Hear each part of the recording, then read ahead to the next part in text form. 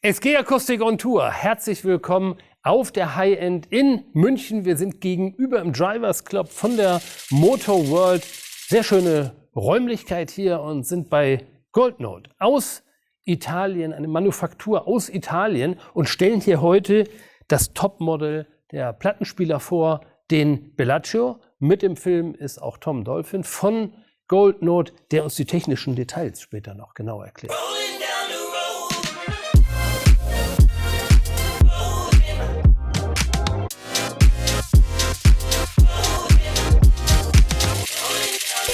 Please fasten your seatbelts.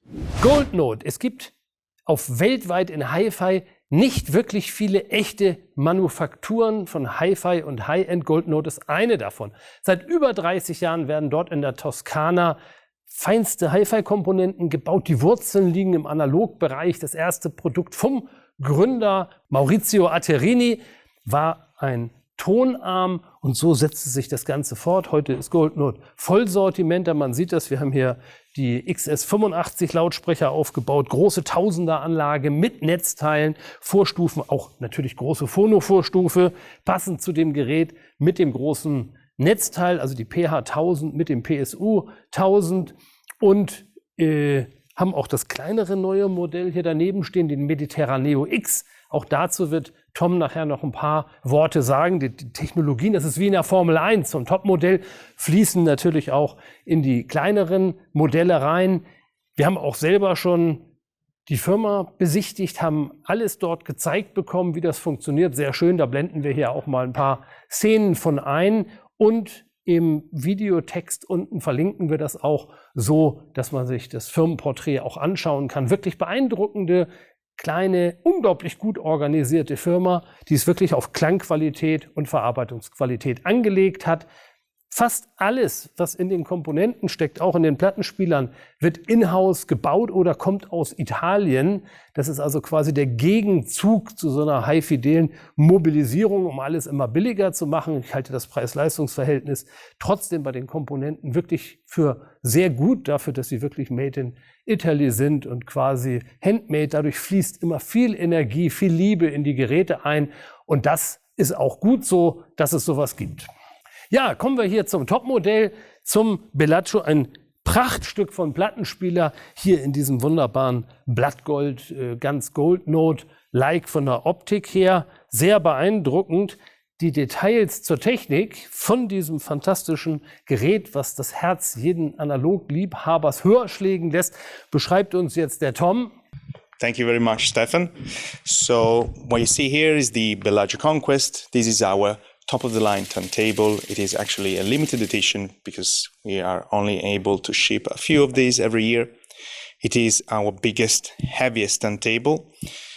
Suffice to say that the structure alone is 100 kilograms and it's 130 centimeters high.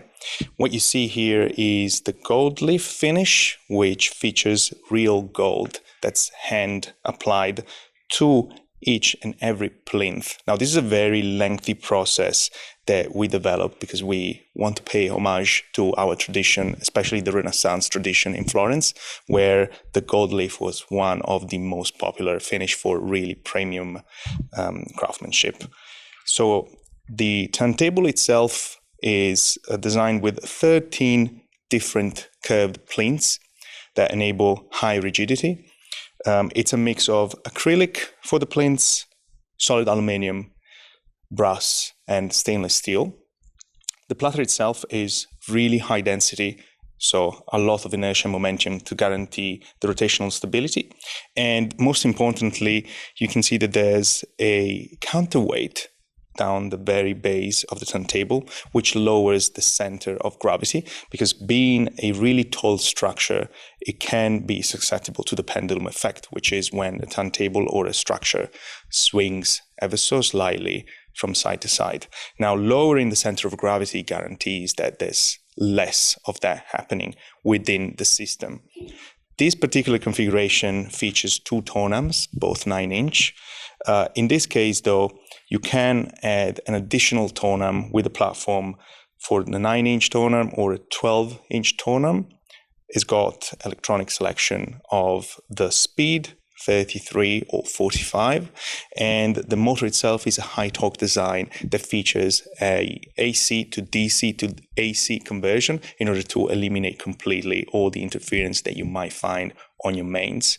And this is because our motors are synchronous motors, so they depend on the phase of your electricity in order to adjust the speed of the platter. Of course, you can also fine-tune the speed by adjusting the pitch once you have it installed.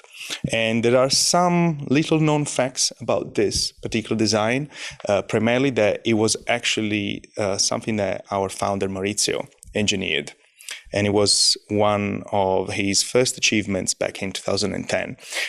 Very important with this turntable is that you have an external power supply, which we usually place at the bottom. This provides clean 18-volt tension to the motor.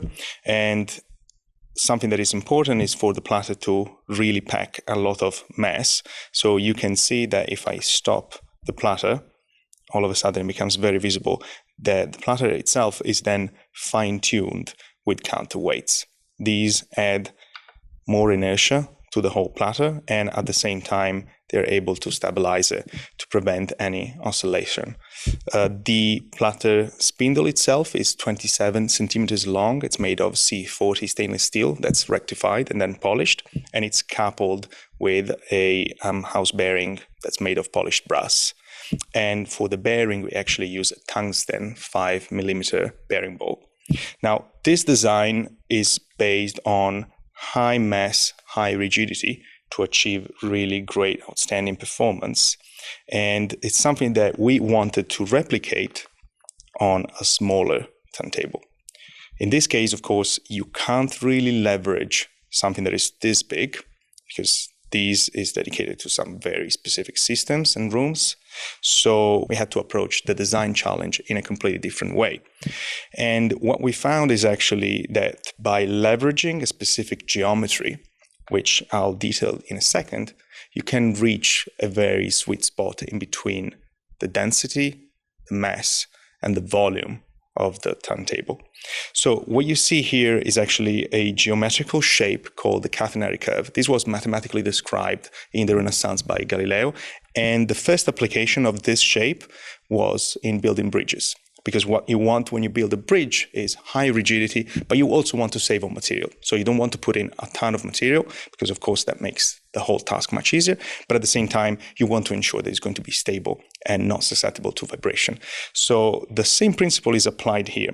And what you get is actually a structure and a geometry that is capable of really high rigidity, is relatively unaffected by vibration, but at the same time, it allows you to remove a lot of material.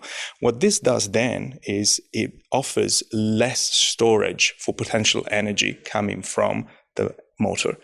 So what this in turn gives you is a lower rumble and lower friction, but at the same time, isolation from the rest of the system, in particular from the speakers and whatever might happen in the system. Something really interesting is that here we feature a high torque motor, but what we did with the Mediterraneo X was to develop a variable torque motor, which allows you to adjust the torque. What this does, and what the torque really does, is the amount of power that's applied to the rotation of the motor, therefore the pulley and the platter. And by adjusting the torque, you can actually change slightly how the turntable plays. So a low torque, for example, is ideal to recreate the sound signature of a transmission belt turntable. And for us, it's something that we suggest whenever you're listening to acoustic music, jazz, some classical music, especially if it's quartets. A high torque, on the opposite, recreates the sound signature of a direct transmission, so a direct drive. And it's something that we recommend when you're listening to high dynamic music such as rock or punk or prog rock, and some classical in some specific cases. So in one turntable, you can actually achieve the sound signature that it's usually identified with two different designs. And we think of this as the perfect instrument to enjoy music all around. Tom, Thanks a lot for explaining these, also very detailed. Yeah, I'm happy for. Thank you, Stefan, for that. Ja, das hat Tom unglaublich gut und tiefgehend erklärt. Ich muss sagen, ich bin selber ganz beeindruckt, weil genau das sind eigentlich die Geheimnisse bei der Entwicklung von Plattenspielern. Besteht ja aus einem Gehäuse, einer Zarge, irgendwie einer Lagerung von dem ganzen Laufwerk, einem Tellerlager, also dem Teller selber, den aufgebrachten Tonarmen. Ich habe einen Antrieb und alles interagiert miteinander. Und so wie er das jetzt erklärt hat, mit den Masseverhältnissen, die dazu führen, dass eben gewisse Resonanzen, die auch selbst erzeugt sind vom Gerät, nicht auftauchen, finde ich absolut hochspannend und den Ansatz auch ganz richtig. Da merkt man auch, wo die herkommen, hier in ihrer Entwicklung und Forschung. Und das Ergebnis ist eben auch dementsprechend. Ja, liebe Hi-Fi und insbesondere Analogfreunde, das war es auch schon von der High-End in München mit dem Gold Note Bellagio Plattenspieler. Vielen Dank an Tom Dolphin von Gold Note, dass er uns hier unterstützt hat für den Aufbau dieser fantastischen Anlage. Mehr Informationen zum Produkt auch direkt unterhalb des Videos. Es würde mich sehr freuen, wenn Sie den Kanal abonnieren würden, auch das nächste Mal wieder reinschauen, wenn wir hier einen Plattenspieler vorstellen. Bis demnächst.